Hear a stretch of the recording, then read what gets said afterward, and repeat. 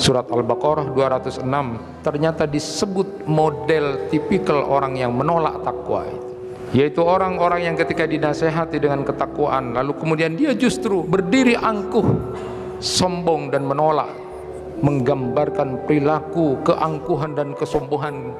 Ketika kemudian dinasehati, disarankan untuk bertakwa, takut kepada Allah. Ada orang yang kemudian menganggap bahwa Islam dan berislam itu dengan sholat saja, puasa, haji saja. Urusan politik, urusan ekonomi, urusan yang lain itu bukan Islam. Jadi seolah-olah dipisahkan seperti itu. Ini adalah sebuah kesalahan model orang yang menolak ketakwaan. Kalau seorang kelas Khalifah Harun Ar-Rasyid saja berani kemudian menerima nasihat dan saran karena memang betul-betul takut kepada Allah, diluruskan orang, tidak ada masalah, tidak usah tersinggung. Ciri orang beriman itu menerima nasihat, karena nasihat itu bagian dari bukti bahwa dia termasuk orang-orang yang beriman. Membaca satu huruf Al-Quran itu 10 kebaikan. Apa tidak rugi kita tidak membaca Al-Quran itu dalam sehari? Kita berusaha untuk melakukan kebaikan dalam sehari 300 macam kebaikan, susah. Qila li ahadis salihin kam naqra'ul Qur'an yauman. Ketika ditanya kepada orang saleh berapa ayat yang harus kita baca setiap hari, lalu dijawab biqadri ma turidu minas sa'adah. Bacalah Al-Qur'an sebanyak kamu ingin kebahagiaan. Kalau kita punya keinginan untuk bahagia, banyak sekali yang kita butuhkan. Begitulah syahwat untuk membaca Al-Qur'an. Semangat untuk membaca Al-Qur'an karena kita ingin kemudian mendapatkan banyak kebahagiaan itu. Wa qala ar-rasul ya rabb inna qaumi ittahadu hadzal qur'ana mahjura. Ya Tuhan, sungguh kaumku menjadikan Al-Quran ini barang yang diabaikan. Termasuk di kelompok manakah kita? Kalau kita mencintai Rasulullah, jawablah keluhan Rasulullah, ya Rasulullah, kami bukan termasuk kaummu yang mengabaikan Al-Quran, karena kita mau membaca Al-Quran, mau memahami Al-Quran dan mengamalkan dalam kehidupan keseharian kita Al-Quran. Itulah orang-orang yang kemudian nanti termasuk umatnya Nabi Muhammad yang kemudian akan dicari di hadapan Allah Subhanahu wa taala.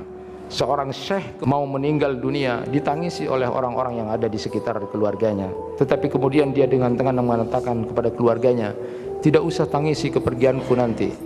Dengan rahmat Allah, alhamdulillah selama hidupku aku sudah khatam membaca Al-Quran 1000 kali khatam. Betapa bahagianya kalau dia kemudian tersenyum mengatakan,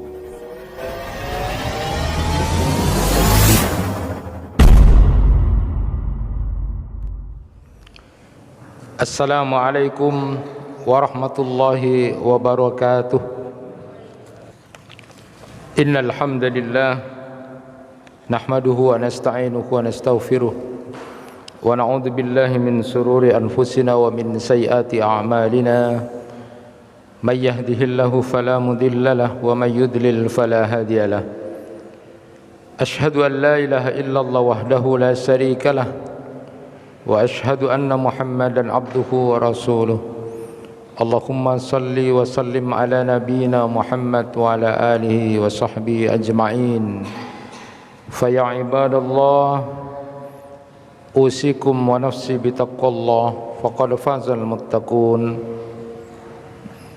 Kama qala ta'ala fi kitabil karim, ya ayyuhalladzina amanu taqullaha haqqa tuqatih ولا تموتن إلا وأنتم مسلمون يا أيها الناس اتقوا ربكم الذي خلقكم من نفس واحدة وخلق منها زوجها وبث منهما رجالا كثيرا ونساء واتقوا الله الذي تساءلون به والأرحم إن الله كان عليكم رقيبا يا أيها الذين آمنوا اتقوا الله وقولوا قولا سديدا يصلح لكم أعمالكم ويغفر لكم ذنوبكم ومن يطع الله ورسوله فقد فاز فوزا عظيما. وقال رسول الله صلى الله عليه وسلم اتق الله حيث ما كنت وأتبع السيئة الحسنة تمحوها وخالق الناس بخلق حسن. Ma'asyiral muslimin rahimakumullah, dari atas mimbar ini tidak bosan saya mengajak pada diri saya sendiri dan hadirin senantiasa meningkatkan ketakwaan kita kepada Allah Subhanahu wa taala, berusaha semaksimal mungkin untuk menghindarkan murka Allah, menghindarkan siksa Allah, menghindarkan azab Allah dengan menjalankan apa yang menjadi titah perintah Allah sesuai dengan kemampuan kita, dan menjauhi secara totalitas apa yang menjadi cegah larangan Allah. Karena yakinlah sebagaimana difirmankan oleh Allah Subhanahu wa taala, wal akibatu lil muttaqin, kesudahan yang baik itu hanya akan diraih oleh orang-orang yang bertakwa. Mafhum mukhalafahnya adalah orang yang tidak bertakwa, maka dia tidak akan berakhir dengan baik. Adakah di dalam Al-Quran disebutkan orang-orang yang menolak takwa itu? Dalam satu riwayat disebutkan Khalifah Harun ar-Rasyid pernah didatangi oleh seorang pemuda dan cuma mengatakan, ittaqillah, takutlah kepada Allah. Seorang pemimpin besar dinasehati oleh seorang pemuda biasa saja, takutlah pada Allah, tidak tersinggung, tidak marah, mau menerima nasihat, mau menerima saran. Ketika ada seorang yang menyatakan pada seorang khalifah besar Harun ar-Rasyid, ketemu dengan mengatakan ittaqillah, takutlah kepada Allah. Justru apa yang terjadi? Khalifah Harun ar-Rasyid dengan nasihat kata-kata takutlah kamu kepada Allah, pingsan Khalifah Harun ar-Rasyid itu. Sadar beberapa waktu setelah itu, pada saat sudah siuman Khalifah Harun ar-Rasyid ditanya oleh beberapa orang, kenapa engkau dinasehati cuma dibilangin orang takutlah kamu kepada Allah, lalu kemudian kamu sudah pingsan dengan kata-kata itu? Apa yang kemudian disebutkan oleh Khalifah Harun ar-Rasyid? Karena aku takut termasuk kelompok orang-orang yang menolak takwa itu, sebagaimana yang digambarkan oleh Allah Subhanahu wa taala di dalam Quran surat Al-Baqarah ayat 206, wa idza qila lahu taqillah akhadathul izzatu bil ismi fahasbuhu jahannam wa la bi'sal mihad. Apabila dikatakan kepada mereka bertakwalah kamu kepada Allah, lalu kemudian dengan kesombongannya dan keangkuhannya dia justru berbuat dosa, maka pantaslah baginya neraka jahanam, dan itu adalah sebaik-baik tempat terburuk buat orang-orang yang durhaka. Itulah yang membuat aku takut, kata Harun ar-Rasyid. Di dalam Al-Quran surat Al-Baqarah 206 ternyata disebut model tipikal orang yang menolak takwa itu, yaitu orang-orang yang ketika dinasehati dengan ketakwaan lalu kemudian dia justru berdiri angkuh, sombong dan menolak. Hadirin yang dirahmati Allah, asbabun nuzul ayat ini di dalam tafsir Ibnu Jarir itu disebutkan bahwa ada seorang yang bernama Al-Akhnaf bin Syuraik. Dia itu orang yang kemudian parlente orangnya, bagus sekali penampilannya. Suatu saat dia dengan penampilan yang terbaiknya datang ke Rasulullah sallallahu alaihi wasallam, datang di majelis Rasulullah sallallahu alaihi wasallam dan menyatakan untuk masuk Islam. Sungguh-sungguh kelihatan dia dan penampilan yang bagus. Selesai dari majelis Rasulullah sallallahu alaihi wasallam, ketika dia keluar, ketika dia melewati kebun-kebun tanaman dan kemudian hewan-hewan ternak, lalu kemudian justru dirusak dan dibakar karena dia menunjukkan seolah-olah ngapain, buat apa. Inilah tipikal orang yang kemudian menolak takwa itu. Inilah asbabun nuzul ayat ini. Bahkan kata Ibnu Jarir, Allah Subhanahu wa taala kemudian menurunkan ayat lagi untuk menggambarkan perilaku Al-Ahnaf bin Syuraik ini. Quran surat Al-Humazah ayat 1. wailul likulli humazatil lumazah, orang yang suka mencela dan kemudian penuh dengan keangkuhan. Bahkan juga diturunkan lagi surat Al-Qalam ayat 10 sampai 13 menggambarkan perilaku keangkuhan dan kesombongan, ketika kemudian dinasehati, disarankan untuk bertakwa, takut kepada Allah. Itulah kemudian yang membuat Khalifah Harun ar-Rasyid ketika bercerita kenapa dia pingsan ketika dinasehati oleh seseorang, padahal seorang pemimpin besar, tapi dia tidak marah ketika dinasehati dan diberi saran. Justru dia belajar bermuhasabah menjadi seorang pemimpin. Ma'asyiral muslimin rahimakumullah, perilaku model menolak ketakwaan ini sesungguhnya bisa dengan mudah kita temui dalam keseharian kita. Mungkin kita tidak langsung melihat model perilakunya seperti Al-Ahnaf bin Syuraik ini, tetapi bisa jadi perilaku model keberagamaan kita yang hanya ingin yang enak-enak dan nyaman-nyaman saja dalam ajaran agama, lalu kemudian menolak hal-hal yang tidak menyenangkan atau tidak membuat kepentingan kita tersalurkan, maka kemudian menolak agama.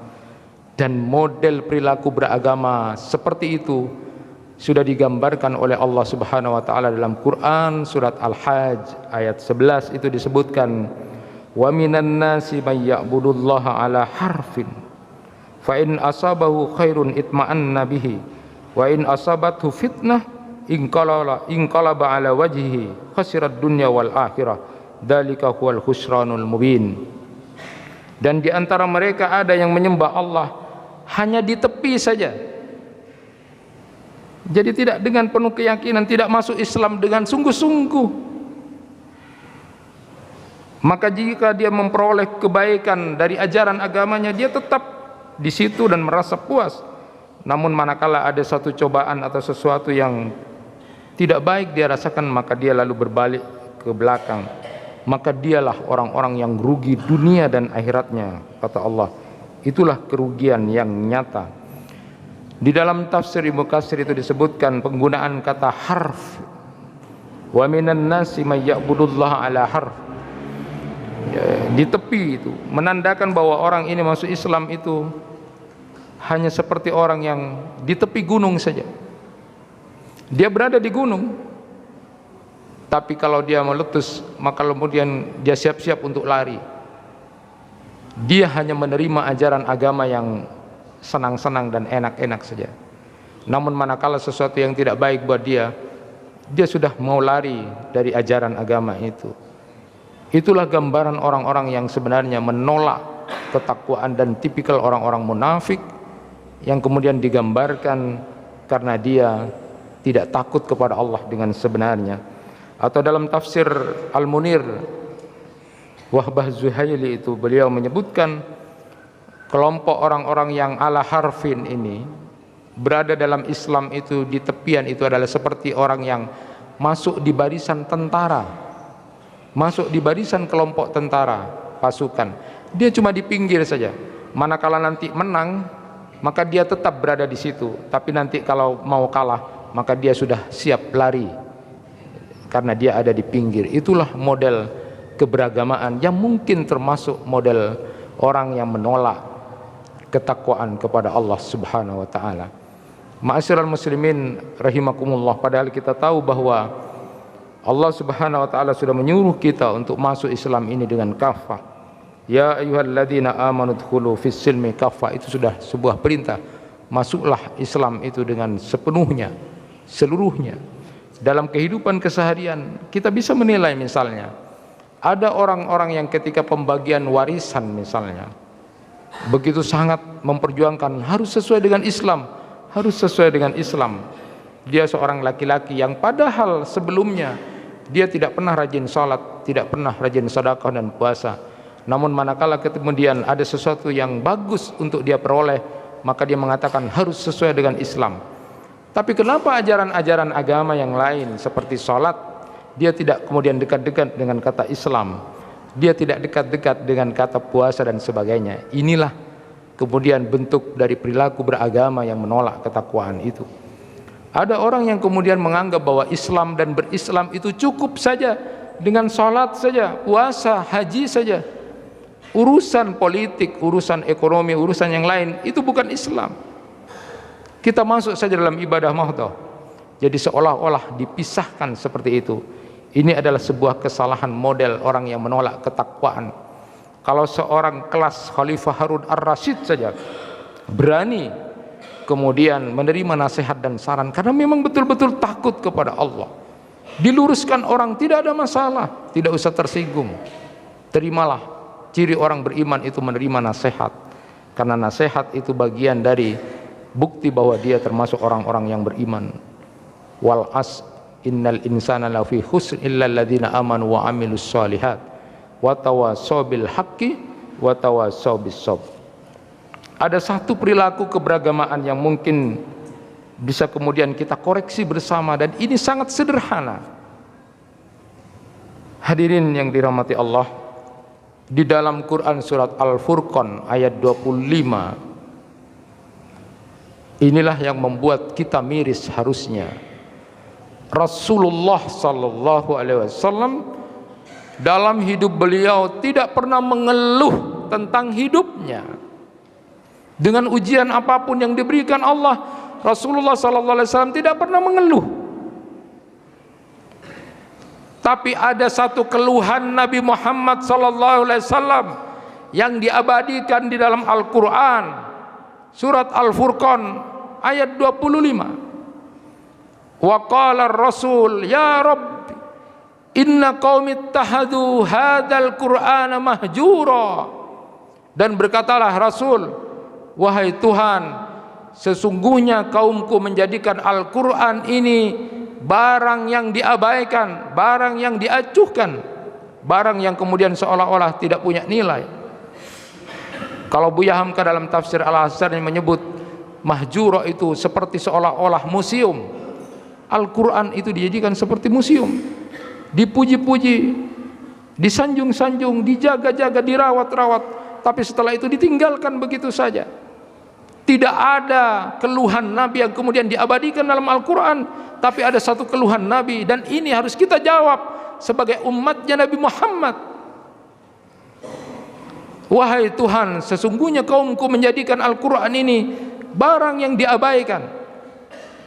Ini tertuju kepada orang-orang kafir pada waktu itu yang tidak mau menerima Al-Quran, dan umatnya Nabi Muhammad yang memang termasuk hajrul Quran, yang meninggalkan, mengabaikan Al-Quran itu.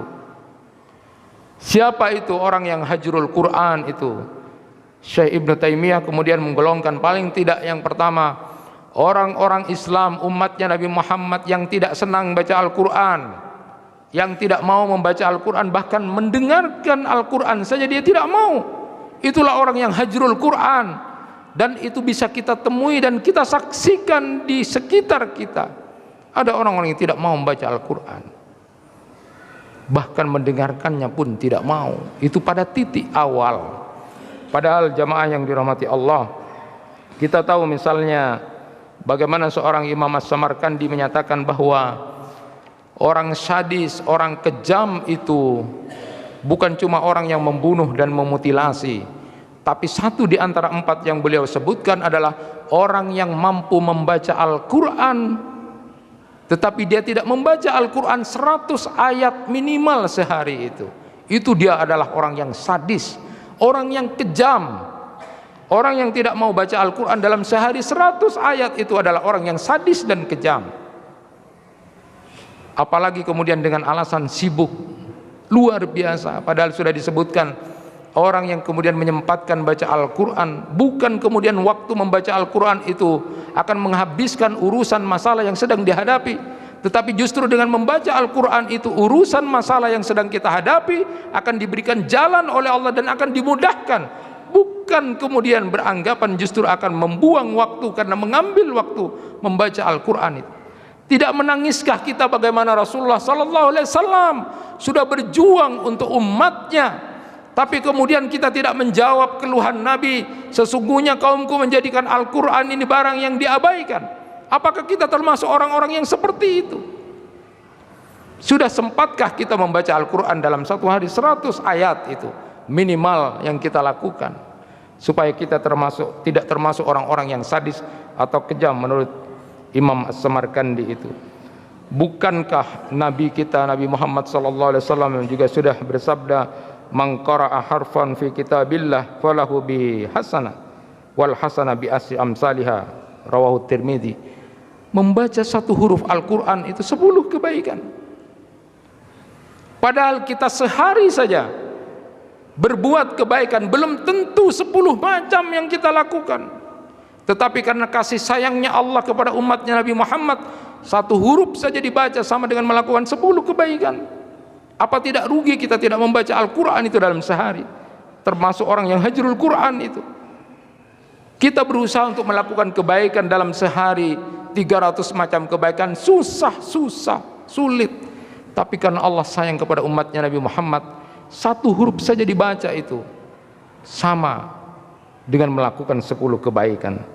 Bukankah juga Rasulullah sallallahu alaihi wasallam juga bersabda, "Iqra'ul Qur'an fa innahu ya'ti yaumal qiyamah syafi'an li ashabihi." Bacalah Al-Qur'an karena itu akan menjadi penolong dirimu nanti di hari kiamat. Saat nanti di akhirat kita butuh banyak pertolongan dari Allah. Kita butuh banyak yang bisa menolong kita, dan salah satu yang bisa menolong kita itu adalah bacaan-bacaan Al-Qur'an kita. Disebutkan dalam satu riwayat bahwa saat matahari sudah ada dekat dengan kita di padang mahsyar, kita butuh perlindungan, pendinginan dan pengayoman. Bacaan-bacaan Quran kita, surat Al-Baqarah, Ali Imran, An-Nisa, akan menjadi pelindung. Lalu berpikir di mana kita tidak membaca Al-Quran? Apakah termasuk orang yang hajrul Quran? Apakah termasuk kelompok umatnya Nabi Muhammad yang kemudian ditangisi, dikeluhkan, diabadikan dalam Al-Quran, sebagaimana Nabi Muhammad kemudian menyatakan ya Rob, sampai menyebut ya Rob. Ya itu adalah harfun nida, panggilan jauh. Padahal Nabi dan para Rasul ketika berdoa kepada Allah dekat sekali, tapi Rasulullah mengatakan ya Rob. Itu menandakan bahwa sedih Rasulullah, luka hati Rasulullah sallallahu alaihi wasallam, sehingga kemudian seolah-olah jauh dengan Allah itu ya Rob. Berikutnya hadirin yang dirahmati Allah, kalau kemudian diingatkan oleh para ulama, indama tatakasal fi qiraatil Quran tadhkur, kalau kamu kemudian malas untuk baca Al-Quran, ingatlah satu wajah yang kamu baca itu sama dengan 5.000 kebaikan. Satu kali kemudian satu juz yang kamu baca sama dengan 3 juta kebaikan. Hawalai seolah-olah itu 3 juta kebaikan. Dan kalau kamu kemudian khatam Al-Quran itu 100 juta kebaikan yang kamu lakukan. Begitu mudahnya dan murahnya Allah kepada umatnya Nabi Muhammad. Walaupun umurnya pendek untuk dilipat gandakan, tetapi berapa banyak orang yang kemudian tidak mau membaca Al-Quran itu. Kemudian berikutnya, kalau ditanya kemudian qila li ahadis salihin kam naqra'ul Quran yauman, ketika ditanya kepada orang saleh berapa ayat yang harus kita baca setiap hari, lalu dijawab biqadri ma turidu minas sa'adah. Bacalah Al-Quran sebanyak kamu ingin kebahagiaan. Kalau kita punya keinginan untuk bahagia, banyak sekali yang kita butuhkan, begitulah syahwat untuk membaca Al-Quran. Semangat untuk membaca Al-Quran karena kita ingin kemudian mendapatkan banyak kebahagiaan itu. Saat kita SMA baru kemudian bahagia kalau sudah lulus. Selesaikah bahagiaan? Tidak. Kita masih ingin kuliah. Selesaikah setelah kuliah? Belum bahagia, kita belum. Masih banyak yang kita butuhkan. Setelah kuliah kita butuh kerja, kita butuh nikah. Setelah nikah kita bahagiakah selesai? Belum. Masih ingin punya anak. Setelah punya anak selesaikah bahagia kita? Belum. Mungkin anak kita bermasalah. Masih banyak kebutuhan kebahagiaan kepada Allah untuk kita minta. Maka kalau ditanya berapa ayat yang harus kita baca, berapa banyak ayat-ayat Al-Quran yang kita baca dalam hidup ini, biqadri ma turidu minas sa'adah, sebanyak kamu ingin kebahagiaan itu, bacalah Al-Quran, sebanyak itu kamu ingin bahagia, itulah yang kamu baca. Bahkan jamaah yang dirahmati Allah, puncaknya nanti adalah yuqalu li sahibil Quran, kata Rasulullah sallallahu alaihi wasallam, iqra wartaki warattil kama kunta fid dunya fa inna manzilaka inda akhirati taqra'uha. Nanti di akhirat akan dikatakan kepada orang yang menjadi sahib Quran itu, bacalah Quran, teruslah naik. Derajat kita di surga itu digantungkan sebanyak kita membaca Al-Quran. Seberapa ayat yang sudah kita baca, itulah level derajat kita di surga. Hadirin yang dirahmati Allah, maka tentu Rasulullah SAW menggambarkan orang yang kemudian tidak ada di hatinya Al-Quran, tidak suka baca Al-Quran, bahkan mendengar Al-Quran saja tidak senang. Yang dia dengarkan adalah omongan-omongan yang tidak lurus, nyanyian dan lagu-lagu dan sebagainya. Dia lebih senang daripada itu. Rasulullah menggambarkan, innal ladzi laisa fi jawfihi syai'un minal Qur'an kal baitil kharib. Orang yang tidak ada di hatinya Al-Quran, maka itu seperti rumah kosong yang rusak. Na'udzubillahi min dzalik. Kemudian yang kedua, orang yang hajrul Quran itu adalah dia sudah membaca Al-Quran tapi tidak mau meningkatkan untuk memahami Al-Quran, maka dia adalah hajrul Quran. Afala yatadabbarun Al-Quran. Allah sudah mengingatkan itu, apakah kamu tidak mau mentadabburi Al-Quran? Lalu kemudian Rasulullah menyatakan, khairukum man ta'allama Al-Quran wa 'allamahu. Sebaik-baik di antara kalian adalah yang belajar Al-Quran dan yang mengajarkannya. Hadirin yang dirahmati Allah, dan yang terakhir kata Syekh Ibnu Taimiyah, orang yang hajrul Quran itu adalah orang yang sudah diberikan kemampuan untuk bisa baca Al-Quran. Dia sudah belajar untuk memahami Al-Quran, tapi kemudian dia tidak mau mengamalkan Al-Quran. Allah Subhanahu wa taala berfirman, ya ayyuhalladzina amanu lima taquluna ma la taf'alun kabura maqtan indallahi an taqulu ma la taf'alun. Juga riwayat yang sudah kita dengar bersama, bahwa nanti di akhirat ada 3 kelompok manusia yang kemudian di hadapan Allah ditanya. Salah satu di antara pertanyaan Allah, apa yang sudah kamu lakukan selama di dunia? Tuhan, aku habiskan waktuku untuk membaca Al-Quran dan kemudian belajar. Tetapi Allah Subhanahu wa taala berfirman, bohong. Saat kamu belajar Al-Quran, kamu hanya ingin disebut sebagai qari, dan saat kamu kemudian belajar itu, kamu hanya ingin disebut sebagai seorang ilmuwan, seorang kiai, seorang ustadz, bukan karena ikhlas kepadaku. Betapa pentingnya sebenarnya keluhan Rasulullah untuk bisa kita jawab. Wa qala ar-rasul ya Rabb inna qaumi ittahadu hadzal qur'ana mahjura. Ya Tuhan, sungguh kaumku menjadikan Al-Quran ini barang yang diabaikan. Termasuk di kelompok manakah kita, jamaah yang dirahmati Allah? Kalau kita mencintai Rasulullah, jawablah keluhan Rasulullah, ya Rasulullah, kami bukan termasuk kaummu yang mengabaikan Al-Quran, karena kita mau membaca Al-Quran, mau memahami Al-Quran dan mengamalkan dalam kehidupan keseharian kita Al-Quran. Itulah orang-orang yang kemudian nanti termasuk umatnya Nabi Muhammad yang kemudian akan dicari di hadapan Allah Subhanahu wa taala. Hadirin, menutup khutbah yang pertama ini saya sampaikan, seorang syekh kemudian mau meninggal dunia, ditangisi oleh orang-orang yang ada di sekitar keluarganya. Tetapi kemudian dia dengan tenang mengatakan kepada keluarganya, tidak usah tangisi kepergianku nanti. Dengan rahmat Allah, alhamdulillah selama hidupku aku sudah khatam membaca Al-Quran 1000 kali khatam. Kalau anak SMA kelas 3 umur 18 tahun diasumsikan nanti meninggal umur 63 tahun, dan setiap tahun dia menghatamkan Al-Quran minimal 3 kali, misalnya Ramadan 1 kali, lalu 6 bulannya 2 kali, misalnya 1 tahun 3 kali. Kalau dia diberikan Allah umur sampai umur 63 tahun, berarti dia hanya menghatamkan Quran 135 kali. Itu pun kalau dilakukan.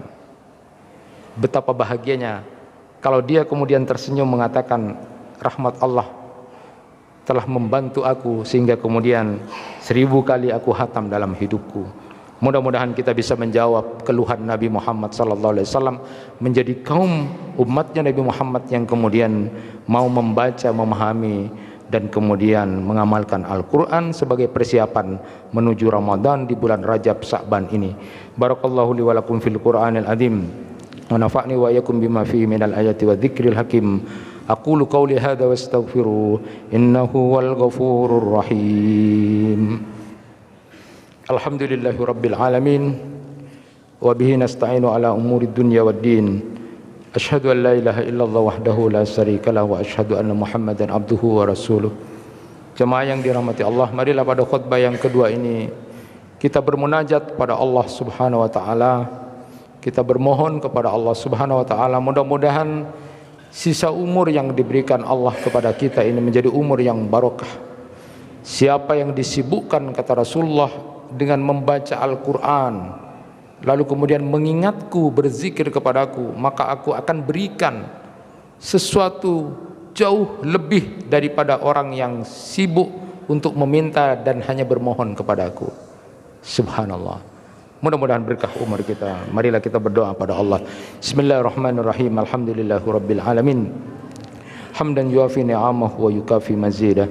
Ya Rabbana lakal hamdu kama yanbaghi li jalali wajhikal karim wa azimi sultanik.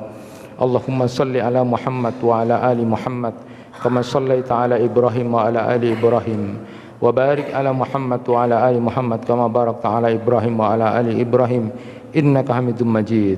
Allahumma ighfir lil muslimina wal muslimat wal mu'minina wal mu'minat al ahya'i minhum wal amwat innaka antas sami'un qaribun mujibud da'wat.